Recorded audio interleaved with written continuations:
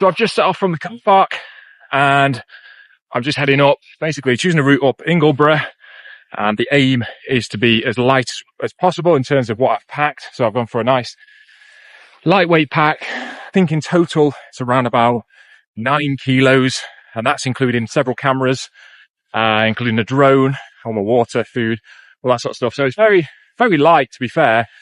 And the aim is to just move freely.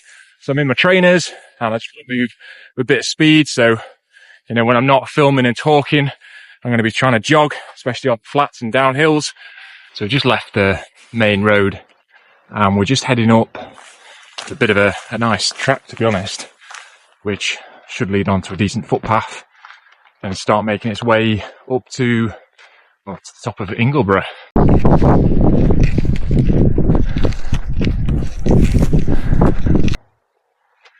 So seeing as we're ascending now, it might be worth just going through a little bit of technique with the poles and some of the things I see people doing, which isn't very beneficial, and do instead, basically. So what I'll do is I'll find a little space to pop you on. You're on a bit of a flat, so we can have a look. So when using your poles, these are super lightweight poles, to be honest. These are basically trail running poles. You can get big, thick poles for hiking, stuff that's a little bit more sturdy and rigid. But because I've got minimal weight with me, I'm trying to be as lightweight as possible. I'm not going to be really pounding these into the ground, you know, potentially breaking them. That's why I brought these out, because they're nice and lightweight and they give me a little bit of a boost when I'm going up hills and a bit of balance for the downhill. But when it comes to using the straps, okay, on up hills anyway, if you're going downhill it's slightly differently, but on up hills, ideally what you want to do is place your hand up through the strap and then pull down. So I'll just show you that a little bit closer. So you've got your strap, you're going to place your hand up through it and then down. It's going to give you that support when you're actually pulling downwards, creating force. You see a lot of people doing it this way. You just put your hand through the strap, but you don't get a great deal of traction on that and it's just awkward on the wrist. So hands up, pull it down, you get a bit of torque in the right position so you can really yank down on those poles. One of the mistakes I see people making when they're walking with poles is they don't use them and angle them in a way which is actually going to provide you with the force that you're wanting. So you see a lot of people placing the poles out in front of them, okay, trying to go uphill like this. This isn't going to provide you a lot, well, not a lot of force anyway. It's going to provide you with a bit of stability, but ideally, you're going to want to be driving those poles backwards to allow you to go up the hill. So you want to place them in a position where you can angle them and actually get something from them. Of course, if you've got a place to step up from, then place them up high, but place them vertical or at least diagonally pointing backwards rather than diagonally pointing forwards, because all that's going to do is put me off balance. Now, when you're going downhill, it's a different story. Take your hands out of the straps, place your hands on top of the poles. The reason we're taking the hands out of the straps is because if we fell over in an awkward position, it could then obviously break our wrist. So hands out of the straps, and then all you're going to do is you're going to be using them, pointing them forwards to give you a little bit of balance as you move. Okay, just prodding. So if I'm coming down here, use them, provide me with a bit of support, so I'm going to be pointing them forwards, and then when I'm going uphill, I'm going to want to be pointing them backwards with my hands in the straps so that I can use them to drive off. So I'm actually using some of my arms as well to take a bit of strain off my legs. So that's a quick run through of using poles, using the straps, how to angle them, and actually use them to your benefit, really. And then, of course, if you're doing something with one hand and walking, you've got the poles in the other hand, and just simply put them together and do the exact same thing. So angle them backwards to actually get some force from them. Let me tilt this. So I'm actually using them to give me some force, pointing backwards.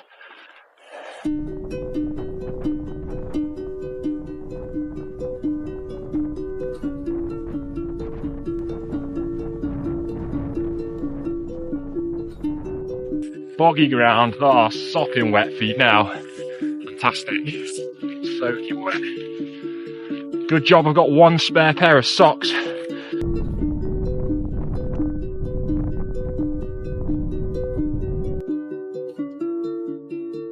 So here's the summit of Ingleborough. Obviously, it's a bit breezy, I don't know if you can hear me, but that's where we're heading to camp out tonight anyway. So we'll see how it goes.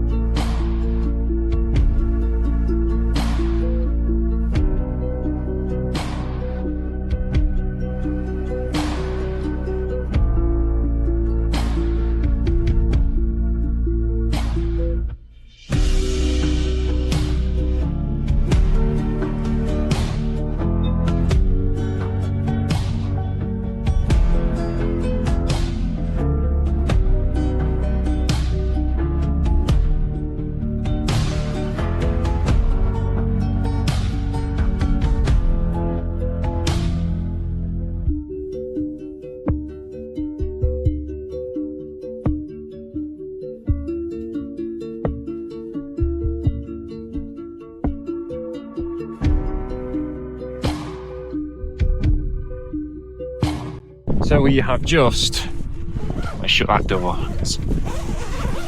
otherwise it's going to flap around and annoy me. So we've just got to the site where we've pitched up, and we've got some cool views, to be fair.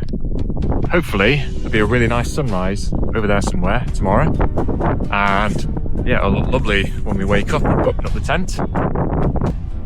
That's pretty much where we're parked, just down there somewhere. So tomorrow we're going to be running back down along this ridge line, down across and back.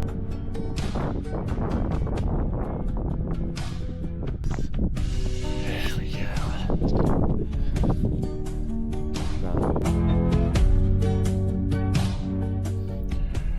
So I'm in the tent and I've not got a lot of stuff with me in terms of like dry kit. I've got literally some spare socks and underwear, so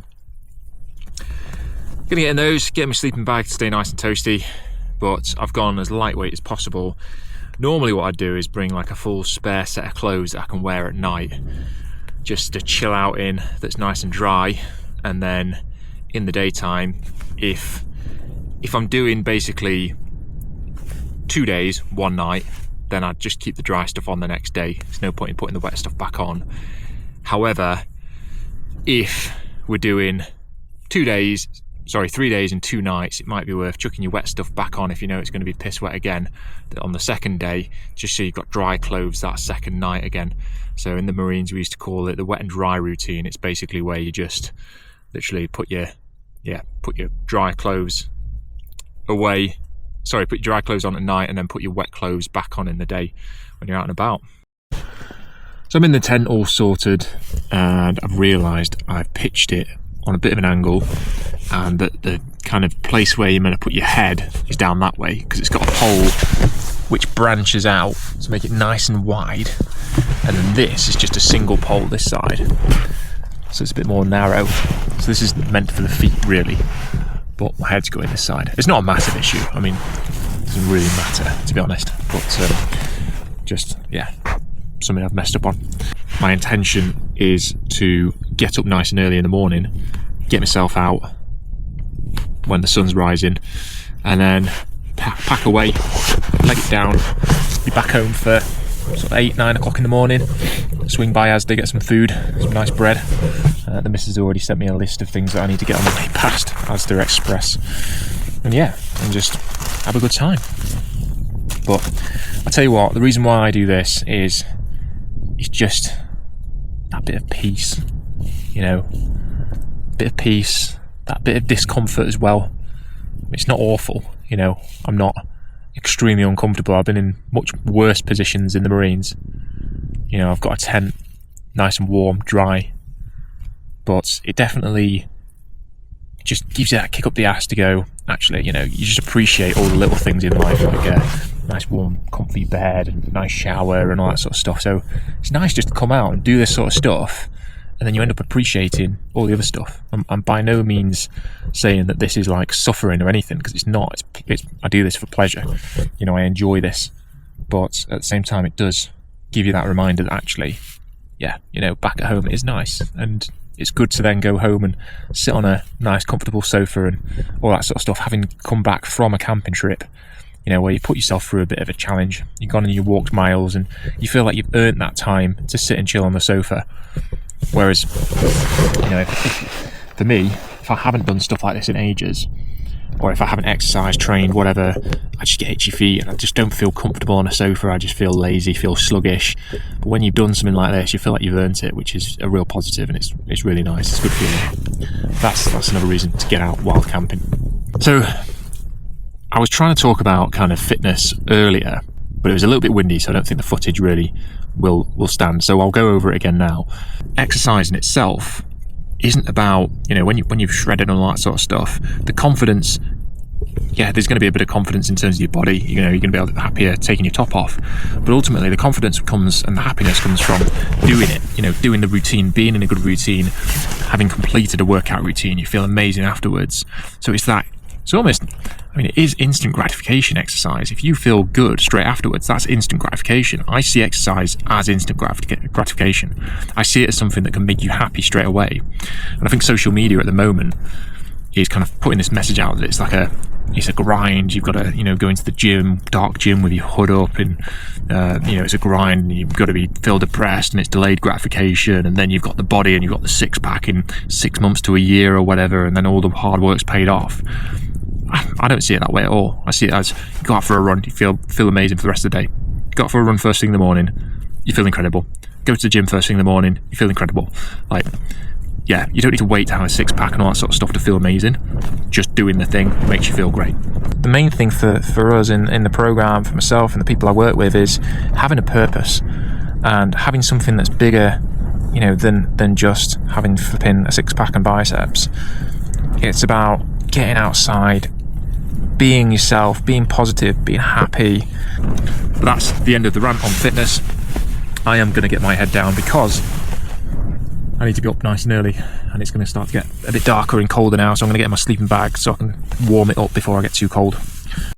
Okay, so little tip for your head torch. So there's nothing worse than when you go to get it out of your rucksack when it starts to get dark and you see that it's on. You don't know how long it's been on for. So all I do is, to prevent it from coming on in my rucksack, I basically just turn all the batteries the same way, and then as it starts to get darker and I know that I'm going to start needing my head torch, I basically just spin one of the batteries round, and then it's good to go. But obviously, if the batteries are all facing the same way, then it's not going to work, so it won't drain your battery down. And that's just a little simple tip. So it is about 5 o'clock, and I set my alarm for this time just so I can check out the views, and it was well worth setting the alarm, because yeah, check this out.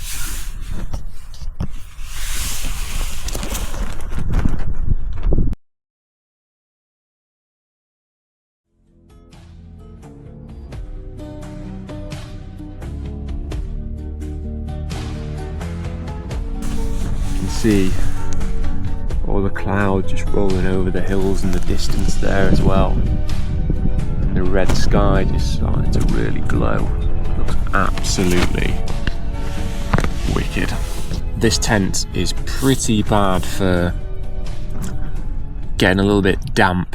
I sometimes stick a bivy bag on my sleeping bag, because this is actually a down sleeping bag, and the end, that's like super damp. And the problem with down is when it gets super damp, all the feathers cluster together and clump together, and obviously then it doesn't really work, because the way down works, well, the way any insulation works, if you don't know, is by creating pockets of warm air. And obviously if all those feathers are crushed together, then you're going to have pretty much just feathers squished between you and the cold, so it's not going to really help keep you warm. especially when I stuff it in a stuff sack, to put it in my bag, because I need to squish it down that much to be able to fit it in my bag. The whole thing will just soak up and squish together, so getting it out at the other end, it won't be mega useful, but at least at the other end it'll be at the house hanging it out to dry. So yeah, that's where we're at. But just gonna watch this sunrise and hopefully get the drone up, like I say, because the wind is picking up a little bit. It should be alright, it's just I can't take it super high and get really cool shots. It'll just start panicking and telling me to bring it back down again because it's too windy.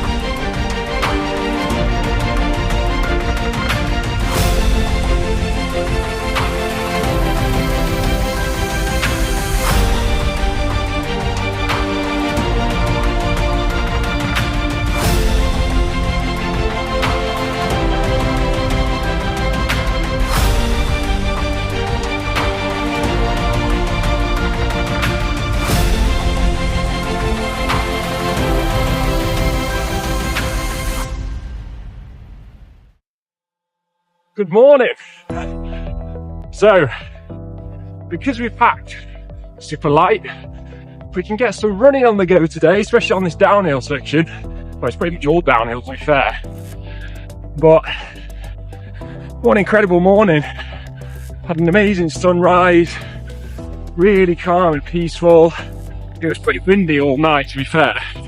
Still a bit breezy, but it's calmed down a lot compared to yesterday and what it was.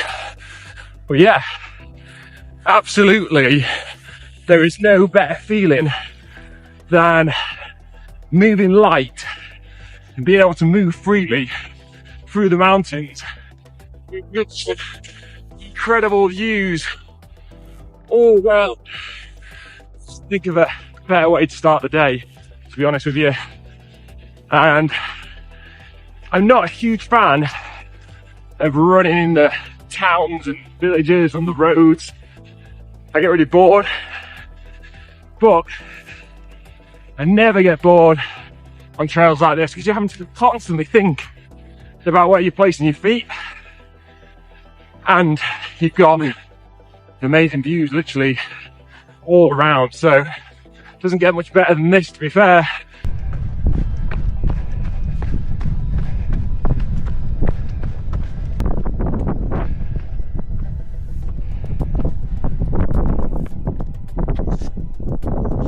Looking back at Ingleborough, where I camped last night. Some of these joints are a bit slippy.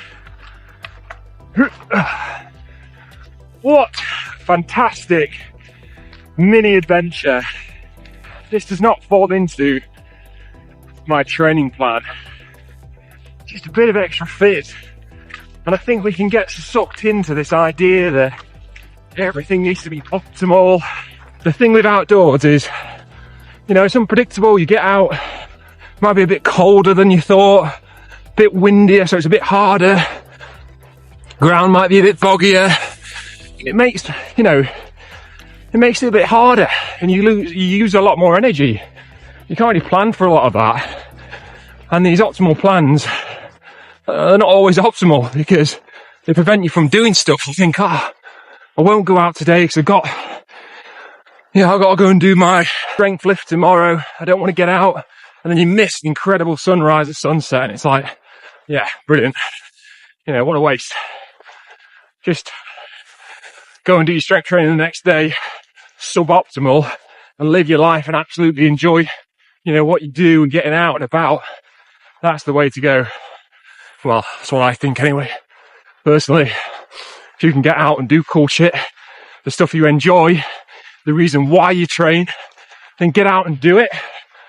And, you know, your training's there to give you that bit of fitness, to keep you on top of it so that you're strong for when you come out. But don't use it as a reason to not come out, because that's just backwards, doesn't really make any sense.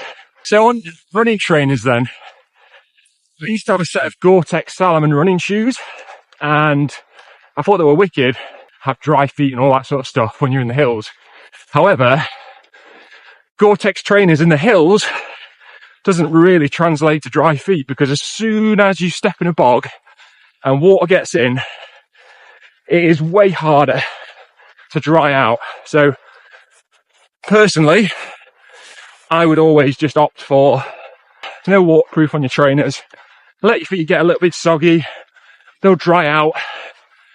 Just take yourself some spare socks, because at least then, you know, the following day, if you're doing a two-dayer, then at least you can stick some fresh socks on like I have this morning.